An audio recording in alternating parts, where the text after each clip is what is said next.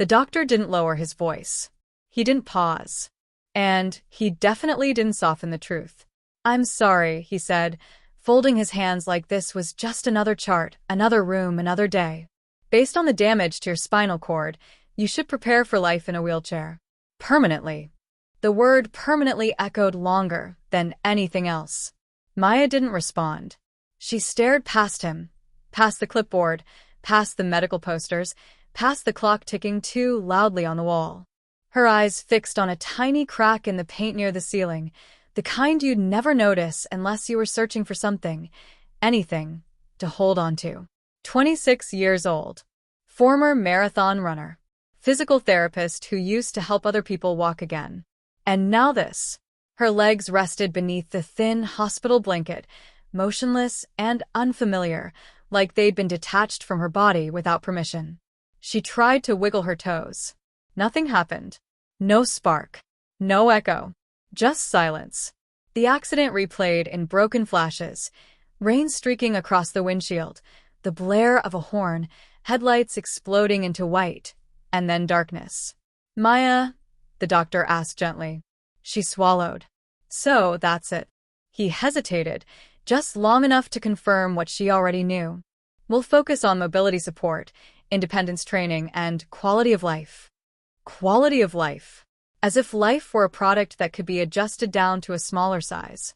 Across the room, someone inhaled sharply. "Ethan."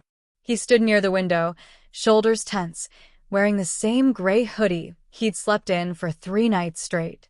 In one hand, he held a crumpled juice box, apple Lily's favorite. In the other, his fingers curled into a fist so tight his knuckles had gone white. Beside Maya's bed sat Lily herself, her small legs swinging off a chair far too big for her.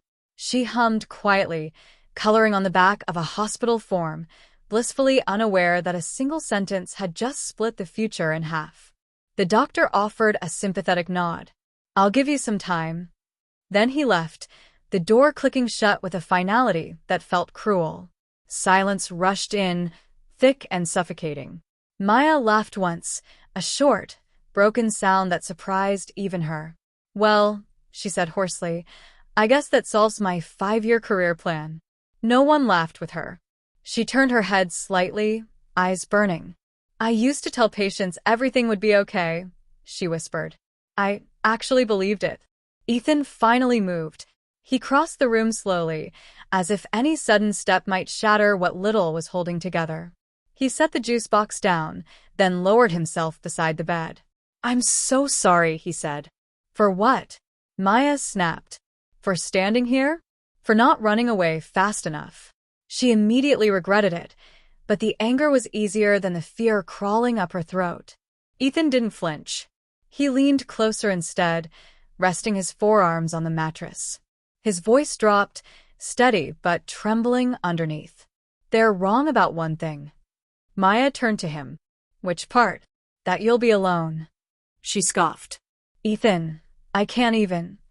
Before she could finish, he leaned in until his forehead touched hers. The room seemed to shrink, the noise of the hospital fading into something distant and unimportant. Then he whispered, so quietly it felt like a secret meant only for the two of them. "I'll be your legs." Maya blinked. "What?" "I don't know how yet," he said, his breath shaky against her skin. "I don't know how long it'll take, or how hard it'll be. But I promise you, wherever you need to go, I'll get you there." Her chest tightened, painfully. "You can't promise that." "I already did." From the chair, Lily looked up, her crayon pausing midair. "Daddy." Ethan pulled back slightly. "Yeah, bug." Lily pointed at Maya's covered legs. "Does that mean you'll push her really fast? Like when we race shopping carts?" Ethan let out a breath that was half laugh, half sob. "Yeah," he said. "Just like that." Lily grinned. "Cool. "I'll help." Maya felt something crack inside her, something hard, something frozen.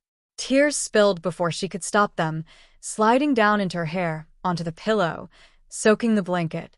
She turned her face away, embarrassed, but Ethan gently cupped her cheek, guiding her back. "You don't have to be strong right now," he said softly. "I've got enough for both of us." For the first time since the accident, Maya didn't feel like she was falling. She felt held. And somewhere deep inside, beneath the fear, beneath the grief, beneath the terrifying uncertainty, a fragile, dangerous thing stirred. Hope. Ethan learned very quickly that promises were heavy. Not poetic heavy. Not metaphor heavy. Physically heavy. The wheelchair arrived 3 days later, metallic, clinical, and far too real. The delivery man left it by the door with a cheerful good luck, as if he were handing over a lamp instead of a new reality. Ethan stared at it for a long moment before wheeling it inside, already calculating angles, door widths, and all the ways their small apartment would fight them. There were stairs. Of course there were stairs. 16 of them. The building was old, charming in the way people used when they didn't have to climb it carrying someone they loved. Ethan stood at the bottom step, arms braced under Maya's knees and back, his teeth clenched so hard his jaw ached. "I can try myself," Maya said quickly, panic flaring in her eyes. "No," he replied, already lifting. "I've got you." Each step burned. By the 8th, his arms trembled.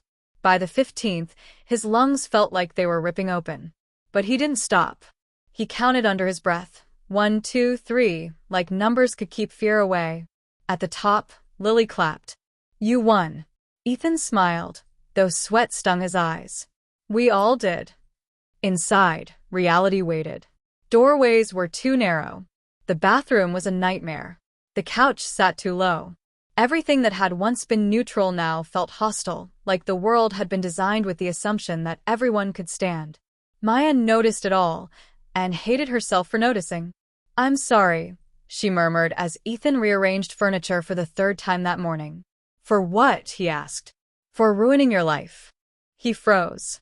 Then he turned to face her fully. "Don't ever say that again." Her lips trembled. "Ethan, you didn't choose this," he said firmly. "And you're not a burden. You're my family." Family. The word settled between them, heavy and warm and terrifying. The bills started arriving before they'd even figured out a routine. Insurance forms thick as novels. Copays. Equipment rentals. Therapy estimates that made Ethan's stomach drop. He worked nights, security at a warehouse, and slept in fragments. He learned how to transfer Maya from bed to chair without hurting her spine. He memorized which movements made her wince and which ones made her feel human again. At night, after Lily fell asleep clutching her stuffed rabbit, Ethan sat at the kitchen table with his phone, watching tutorial videos in the blue glow of the screen. How to safely lift an adult. How to prevent pressure sores.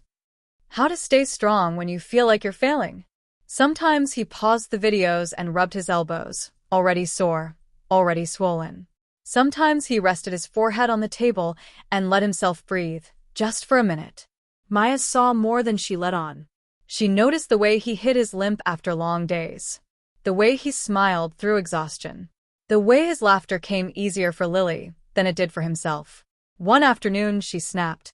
"I can put my jacket on myself," she said sharply when he reached for it. Ethan stopped, hands raised. "Okay." She struggled with the zipper, fingers clumsy, frustration rising with every failed attempt. Her breath hitched. Tears threatened. Ethan waited. Finally, she shoved the jacket into his chest. "I hate this," she whispered. "I know," he said softly, zipping it for her anyway. "I hate it too." But the truth was, hate didn't stop him from showing up. Every morning, he carried her down the stairs. Every evening, he carried her back up. Lily timed them with her plastic watch, shouting updates like a coach. "Faster than yesterday, Daddy." Ethan laughed, even as his arms shook. "That's because you're cheering." Some days were good. Some were unbearable. Maya's friends stopped calling, not out of cruelty, but discomfort. They didn't know how to talk to someone whose future had been rewritten. Invitations slowed, then stopped. Ethan stayed. When Maya stared out the window for too long, he brought her tea. When she pushed him away, he gave her space, but not distance. When she cried silently in the dark, he sat on the floor beside her bed until morning. He never once took back the promise. But late at night, alone in the kitchen, he flexed his aching hands and wondered how long a body could keep being someone else's legs. And whether love, no matter how strong, could really carry this much weight. The first time Maya truly broke, it wasn't in the hospital. It was in the grocery store. The aisle was narrow, crowded with carts and people who didn't look where they were going. Someone bumped her wheelchair, without apologizing. Another woman sighed loudly as if Maya were an inconvenience that had personally offended her. "I'm sorry," Maya murmured automatically, even though she hadn't done anything wrong. Ethan felt something snap inside his chest. He moved behind her, steering them out of the aisle, abandoning the cart entirely. They sat in the parking lot afterward, the engine off, silence thick and sharp. "I hate this," Maya said suddenly. Her voice was calm, too calm. "I hate what I've become." Ethan turned toward her. "You haven't become anything. You're still you." She laughed bitterly. "No, I'm not. I used to help people walk. Now I can't even reach the top shelf without blocking traffic." The words spilled faster after that, years of pride and independence unraveling all at once. "I can't work. I can't drive. I can't even shower without help. Everyone has to slow down for me, wait for me, work around me." Her voice cracked. "I don't want to be the reason your life shrinks." Ethan opened his mouth, but she wasn't done. "You didn't sign up for this. You already have Lily. You deserve someone whole." The word hit him like a slap. That night, physical therapy felt like punishment. Maya gritted her teeth as the therapist guided her legs through motions that didn't respond. Sweat slicked her temples. Pain flared sharp and merciless. "Good effort," the therapist said kindly. Maya wanted to scream. Back home, she sat alone in the dark, staring at the braces leaning uselessly against the wall. Her phone buzzed with a message from an old colleague, an accidental one, she realized. A group chat about a new clinic opening, about running programs, about walking patients through recovery. She muted the chat. Later, when she thought Ethan was asleep, she whispered into her phone, voice trembling as she spoke to a woman from an assisted living facility. "I don't want to be a burden," she said quietly. "I just need information." She didn't hear the floorboard creak behind her. Ethan stood in the doorway, every word carving itself into him. The next morning, he waited until Lily left for school. Then he placed something gently in Maya's lap. A pair of small pink sneakers, worn at the toes. Maya frowned. "Why are these?" "You know what Lily told her teacher yesterday?" Ethan asked, sitting across from her. Maya shook her head. She said she has a bonus mom. Said heroes don't always wear capes. Sometimes they sit with you and help you color inside the lines. Maya's hands tightened around the sneakers. She also said, he continued softly, that you make her feel safe when daddy's tired. Tears spilled freely now.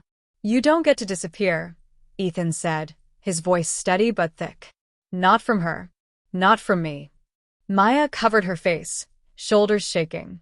"I'm so tired of fighting," she sobbed. "Every day feels like pretending I'm okay when I'm not." Ethan moved closer, kneeling in front of her wheelchair. "Then don't pretend with us." She lowered her hands, eyes red and raw. "What if I never walk again?" "Then we build a life that still feels like living," he said without hesitation. "And if you get tired of carrying me?" she asked, barely audible. He reached for her hands, squeezing them firmly. "Then we rest. Together."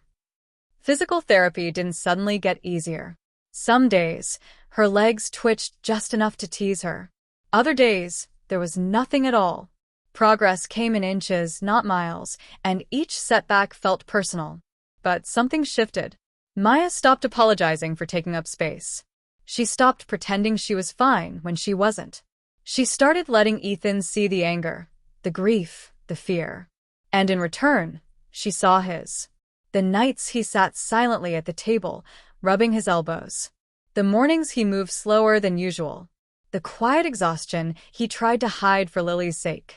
They weren't saving each other. They were surviving together. And for the first time since the accident, hope didn't feel like a lie. It felt fragile, uncertain, but real. The first sign came so quietly that Maya almost ignored it. She was lying on the therapy mat, staring at the ceiling tiles she'd memorized by heart, when a strange sensation rippled through her foot. Not pain, not warmth, static. Like when your phone buzzes in your pocket and you're not sure it actually did. Maya, the therapist said. Did you feel that? She hesitated. I think so. Ethan froze mid-cheer. Think so. The therapist crouched closer. Try to move your toes. Maya closed her eyes, concentrating so hard her head throbbed. For a long second, nothing happened. Then, barely, her big toe twitched. The room went silent. That wasn't a reflex, the therapist said slowly. Maya's breath caught. What does that mean? It means, the therapist replied carefully, we didn't expect this. Hope was dangerous. It rushed in too fast, too sharp, threatening to cut them if they grabbed it too tightly.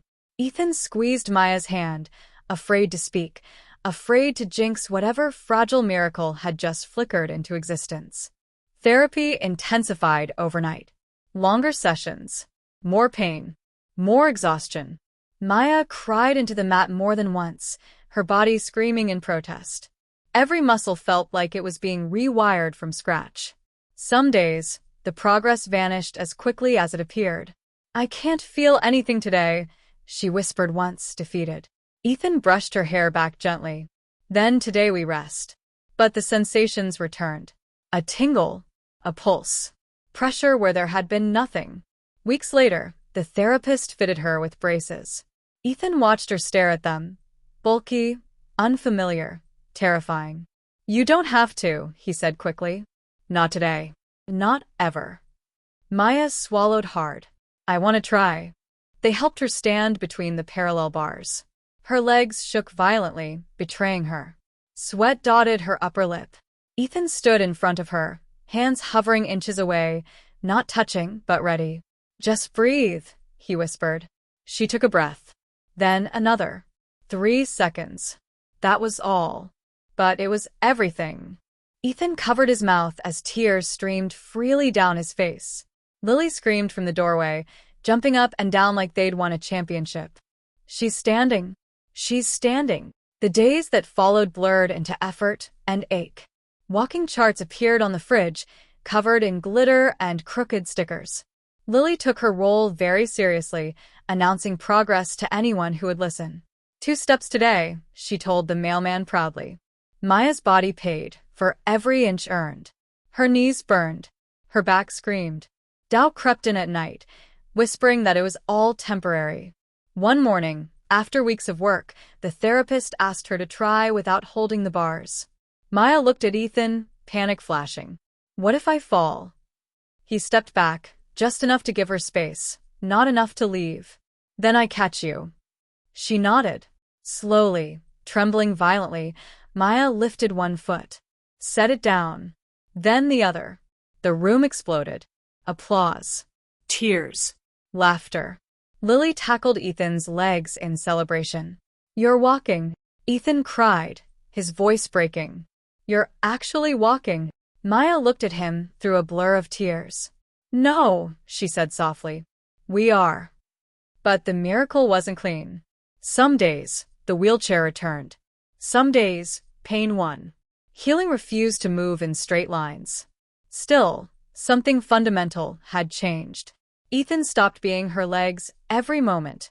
He became her balance, her spotter, her safety net.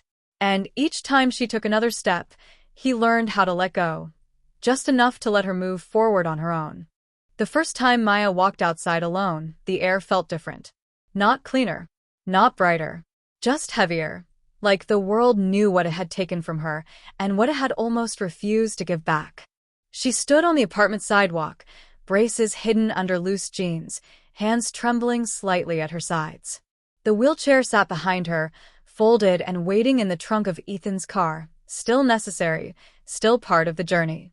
Ethan hovered 3 steps away, pretending to check his phone. You don't have to pretend, Maya said softly. He smiled sheepishly. Old habits. Lily bounced between them, backpack swinging. Mom, bonus mom, are we walking today or rolling today? Maya laughed, a sound that still surprised her. We're walking to the corner. Then we'll see. Every step felt deliberate. Earned. The pavement wasn't forgiving. The noise of the street rattled her nerves. A passing cyclist brushed too close and her heart jumped, but she didn't fall. At the corner, she stopped. "That's good for today," she said. Ethan nodded, no disappointment in his eyes. Only pride. Healing, she'd learned, wasn't about distance. It was about permission to stop, to rest, to try again tomorrow. Some days, she walked Lily to school. Other days, she wheeled beside her, racing cracks in the sidewalk and laughing like they used to race shopping carts. Life didn't return to what it was. It became something else.